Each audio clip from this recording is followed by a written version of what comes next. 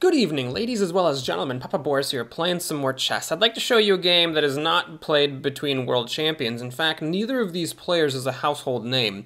Playing white was a guy named Rashid Nezhmetdinov, and playing black was a grandmaster named Oleg Chernikov.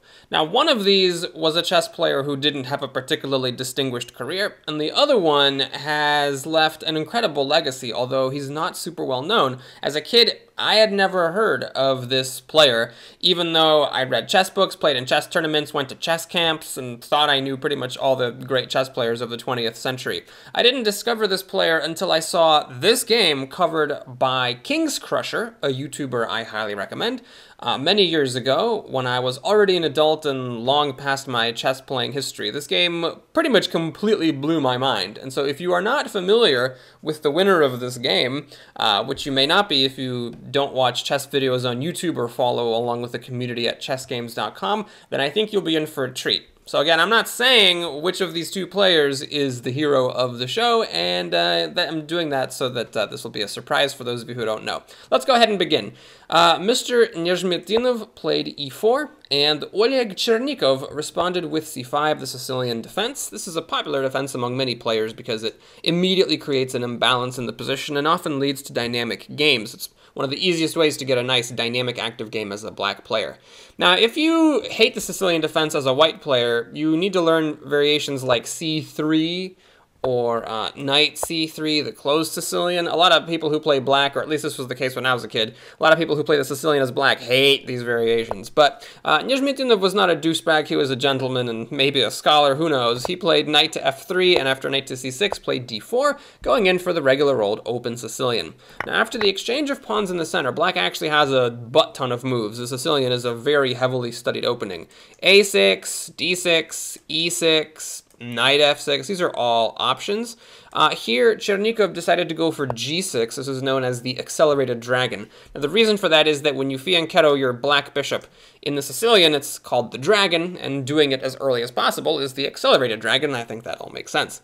After knight to c3, we have the dragon on g7, and there's a couple different ways white can respond to the fact that his knight is attacked. You can take on c6, it's totally fine. But Nezhmetdinov chose to play bishop to e3, developing his bishop. And after knight to f6, we have bishop to c4. This is a maneuver that we're about to see is actually a favorite of Fischer's. After black castles here, Nezhmetdinov voluntarily drops the bishop back to b3. So now the bishop is multi-purpose on b3. He is a good defender over here in case white castles queenside. He's also on this diagonal looking over the black king and the potentially sensitive f7 pawn. The idea about moving the bishop back to b3 voluntarily is partly so that if black later plays knight to a5 or knight to e5, these moves don't come with tempo attacking white's bishop. Now, what will happen a lot of times in a Sicilian defense that looks like this, especially if black plays the dragon, is white will play queen to e2, or to d2, and potentially look to play bishop to h6 to trade off this dragon. It's not only a good attacking piece, but it's also a good defender for the black king. In addition, white may castle queenside, put some rooks on the h and g files, and go to town with these pawns and launch an attack. Black, meanwhile, will often play moves like a6 and b5, looking to dislodge the c3 knight with b4, and then maybe get rooks on the b or c files and have his own attack going. So a lot of times these types of games end up being a race. Now, a key move in these sorts of games for white is f3. f3 is a very multi-purpose move. From f3, the pawn guards the center e4, which is important if white's knight on c3 gets dislodged by an advancing b pawn. And from f3, the pawn also stops black's knight from coming to g4 and potentially exchanging itself away with this dark squared bishop. So here, Chernikov makes an interesting move. He plays knight to g4. Right now, the knight is hanging here, but after it is taken, the d4 knight is hanging, and so now black plays knight takes d4. And this disrupts white's plans a little bit because what white would have liked to do was put his queen on d2, like I talked about, to get the bishop to h6, but from g4 the queen really can't quite do this very easily. The best thing for white here would probably have been just to play queen to d1, attack this knight, and after the knight, puts up or shuts up, either taking the bishop on b3 or going back to c6, then you can play queen to d2 and proceed as usual. It does, however, feel a little bit weird to just undevelop your queen, and perhaps that is why Nezhmetdinov chose to play queen to h4. From here, the queen looks over this h6 square and potentially allows the bishop to come in. But the problem is that now Chernikov plays queen to a5. And this is a very clever move because it really makes it difficult for white to castle queenside as he might have liked in an attacking game with this sort of dragon structure. Because now, after knight takes b3, white's in a pretty awkward spot. You know, normally you want to capture towards the center. So you want to take a takes b3, but then of course, do you really want to do this? Do you want to deal with this as white? The knight can't really go back because this b2 pawn is actually attacked by the bishop, so this would just be an unmitigated disaster. So you have to move your king out to d2, and yeah, it attacks the black queen, but then, oops, no, not there. Then black picks up a pawn, this knight is attacked. I mean, this is just really ugly as sin.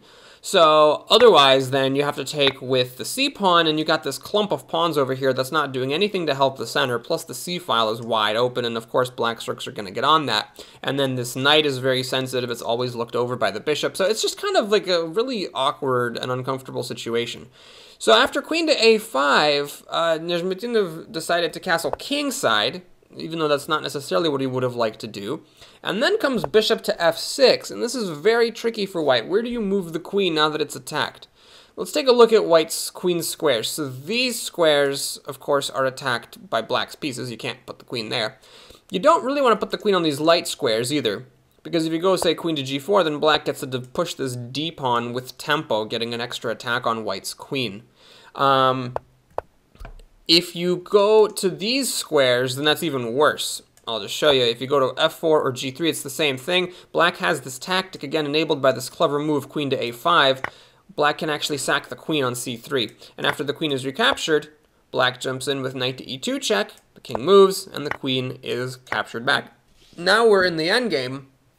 Both sides have a bishop pair, but whereas black's pawn structure is pristine, white has this shattered pawn structure over here, and this c3 pawn is actually pretty much impossible to hold on to, or it's very difficult, because not only is it attacked, but it's also pinned to the rook, so it can't push forward. Black wouldn't even have to take the pawn in this position. He could just take his time and develop with d6 and then wait to grab this pawn at the opportune moment.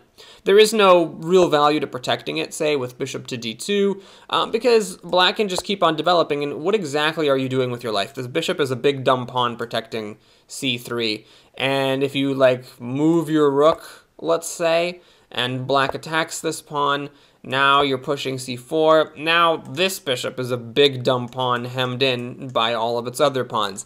This endgame, it's not like losing for white, but black has a marked advantage just because of white's pawn structure. So going all the way back here, all right, we ruled out these squares. These squares aren't good because of this tempo push to d6, and then these squares aren't good because of this queen takes c3 tactic. So where exactly does the queen have left to go? Well, it can go to h6, but then black just plays bishop to g7, and now the queen does what? If you go to h4, then black is fine with a repetition, unless there's some specific situation going on at a very specific moment in the tournament. Typically, grandmasters are fine to draw as black, so a draw by repetition would be fine for black. Otherwise, you can go queen to g5 from here, because the bishop's gone back to g7, and you can offer an exchange of queens.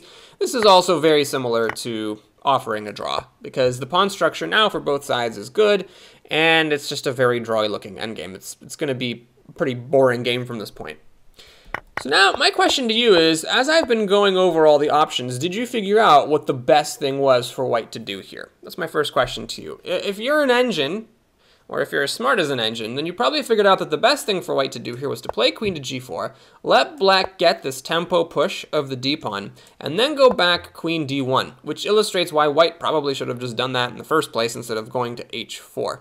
This, according to engines, is the best way to for white to make the most of this slight inaccuracy going to h4 in the first place. My second question to you is, did you consider taking the bishop on f6? Because let me tell you something, I could have stared at this position for 5 hours. I would not even have remotely considered taking the bishop on f6. You're sacrificing a queen for a minor piece. All of your other pieces as white are light years away from the king. The rooks are back here. They're not getting to the king anytime soon. There's no combination. There's no attack. There's no getting your queen back through some kind of tactics. It's just giving up a queen for a minor piece, man. There are, I believe, few people who have ever lived who would have even considered taking this bishop here, because it's just such like it's like an obvious thing. It's like, you know, we have blinkers on. There's just certain moves you obviously don't consider in a position. Like, I'm not going to sit here and think like, oh, what about queen to h5? Like, there's just certain moves you don't consider. And of the few people who would have actually considered taking on f6, I think we've got to get down below 10, maybe below 5 people who have ever lived who would have actually taken the bishop. Because this is not winning. If you look this up in an engine, this is not a winning queen sacrifice. What it is a positional queen sacrifice, meaning that white sacrificed a queen just for positional advantage. Now, white does get 2 minor pieces for the queen, but that is not enough. A queen is worth 3 minor pieces. So normally, if you go down a queen for 2 minor pieces versus a grandmaster, you're resigning. Well, Nezhmetdinov is far from resigning. He actually thinks he can win this game. So what the hell is going on? I still remember the first time I saw this game on King Crusher's channel, my mind was just like completely shattered into a billion pieces because I'd never seen anything like it in my life. Well, if you take the queen back, then white takes the knight on d4, so white gets his second minor piece for the queen. And now what's interesting is there's actually no way for black to stop the knight coming to d5, where it will then gobble up f6, and it's not like a winning attack, but it's uncomfortable for the black king. The black king is kind of pinned down. There's no real way to get this knight out of here because it's on a dark square and black doesn't have his dark squared bishop, and that gives, you know, white time to start pushing his pawns or get his rooks into the game or whatever. So, Oleg Chernikov was a strong grandmaster. He did not take the queen. He actually played knight to e2 check. This is a strategic way of giving up the knight, because from here, white needs 3 moves to get to this f6 pawn. 1, 2, and 3. Whereas, if you take the queen right away, white only needs 1 move to get the bishop and knight in position to take this f6 pawn. So, Nezhmetdinov obviously knew that this was going to happen, and he's fine with it. After the queen is recaptured, he just calmly plays knight to c3. He's basically saying to his opponent, I just gave you a queen for 2 minor pieces, and you know what my next 2 moves are going to be. I'm telegraphing my moves. I am giving you a queen for 2 minor pieces and 2 moves to do whatever you want. Deal with it. Now, the engine says the position is roughly equal, but maybe black has a slight advantage. I actually messed around with this for a while, and I followed the engine's moves, and the engine makes no progress as black. All the engine really does, if you let it play black, is like protect this f6 pawn, basically, but the engine doesn't actually make any forward progress on its own. So this was a positionally valid sacrifice. Black maybe could have held this position to a draw, but it would have been very difficult for black to win without white making some kind of blunder. Now, Chernikov, to his credit, did a pretty good job. He realized what was going on and came up with the right plan. He played rook to e8, and then after knight to d5, he played rook to e6, and then after bishop to d4, he played king to g7. This is all totally fine. The engine thinks that black is better here. So the idea is that he's holding on to this f6 pawn. Now, Nezhmetdinov played rook a to d1, trying to get his rook into the game, and, you know, pile up some more pressure on this f6 pawn. And Chernikov played d6, which is fine. And after rook to d3, here is where Chernikov maybe began to go wrong a little bit. He, according to the engine, should have either pushed some pawns on on the king side to prevent the rook from coming over here and causing any trouble, or maybe he should have pushed b5 and let his bishop come out here, maybe try to exchange against this knight. But instead he played bishop to d7. And now after rook f3, he played bishop to b5. And here, the engine is starting to think that white is better, because while this move is active superficially, like it's attacking white's rook on f1, the fact of the matter is that Nezhmetdinov doesn't really care about this rook on f1, because the rook on f1 is not doing anything, and he's got bigger fish to fry. First, he plays bishop to c3, attacking the queen. This is as much, really, it's not even really about attacking the queen or getting the queen to move, it's more about putting the bishop on a safer square. It's protected on c3, it wasn't on d4. And after the queen moves, he's like, I don't care about you attacking my rook on f1. I'm taking on f6. And now we see the problem with this bishop to b5 plan. It was a pretty much wasted move, because if you take the rook on f1, you are losing the game after knight to g4 check. Where exactly does this king go? If you try to run to g8, then bishop takes e6 is trouble. If you take the bishop, whoops, you just got checkmated. If you go to f8, then the bishop can still take on e6, and now the pawn can't recapture because it's pinned to the king by the rook, and the king is about to get totally exposed. White's rook is just going to crash in here, and it's all over. Other than that, you could try f6, but there's still bishop takes e6, and now this pawn is falling as it's attacked 3 different ways from Sunday, and there's no other way of protecting it. So in all these cases with these beautiful bishops on these diagonals and the pawns disappearing around the black king, black is going to end up having to lose a lot of material just to try to hang even with white. Remember that black only got 2 minor pieces for the queen, which means that if white gets any kind of material, either an extra piece or even an exchange, white's actually going to have enough material for the queen, and then he'll be materially up. So bishop to f1 was unavailable. Here Chernikov probably should have just played like rook to c8, and then if the knight did a discovered check, he could have responded to it by sacking the exchange. It's not maybe still great for black, but it may have been better than what followed instead. Instead, he played bishop to e2. And the thing is that now, if white plays knight to g4, white is losing this after king to f8, because now with this bishop takes move, Chernikov could take the rook on f3 instead of f1, and without this pin on the pawn, black can actually now, let's just say, recapture the bishop. The king is totally safe. White still only has 2 minor pieces for the queen, and then now he doesn't have any positional advantage either, so black is going to win this game.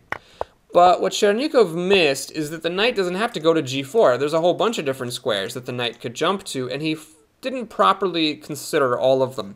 Here, knight takes h7 check, sacrificing the knight, is winning the game. Now, Chernikov realized you can't take the knight. If you take the knight, then we have rook takes f7 with check, and this is bad news bears. If you go to g8, this is super bad because now this king is totally trapped. The rook is about to leave, and with a discovery, it's just totally over. And if you try to go to h6, white's still going to pick up this rook. And notice right now, the king is very, very exposed. There's no like taking this exchange or anything like that, because after bishop to g7 check, you got some problems. After, say, king to g5, you're getting mated in a few moves after f4 check. And if you go to h5, you can avoid getting mated, but after g4 check, the king can run to h4 to avoid getting mated, but now notice there's this threat of winning the queen, and white doesn't even have to do that right now. White can actually pick up this bishop, and now black is totally screwed. Either he's going to lose the queen and then be down a piece, or if he tries to run with the queen somehow, like to g8 for example, then white can just like do a discovered attack here, and there's nothing better for black to do than to give up the queen voluntarily. If you try to keep running with the queen, I mean, where are you going to go? If you go to h7, then after bishop to f6 check, g5, you lose your queen, and you get mated. And it doesn't really help to go somewhere other than h7, because you're still going to get mated in exactly the same way. There are other variations I could show here with the queen going to different places at different times, but at the end of the day, the story is that if you allow this rook to f7 check, followed by bishop takes e6, the black king is too exposed, and black ends up having to give up a queen and go down material to survive. Chernikov realized this, and he played king to g8, and here it was Nezhmetdinov who slipped up a little bit. What he should have done is played knight to f6 check, and then after the king moved, played rook to h3 and continue the attack.